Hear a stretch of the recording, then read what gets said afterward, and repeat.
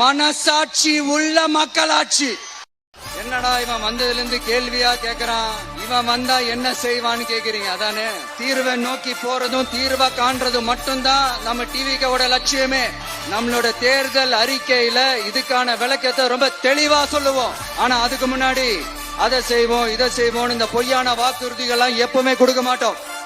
எது நடைக்கு சாத்தியமோ எது உண்மையோ அதை மட்டும்தான் கொடுப்போம். ஆனா அட் த சேம் டைம் மருத்துவம், குடிநீர், ரேஷன், கல்வி, அடிப்படை சாலை வசதி, மின்சாரம், இந்த மாதிரி அடிப்படை விஷயங்கள்ல நோ காம்ப்ரமைஸ்.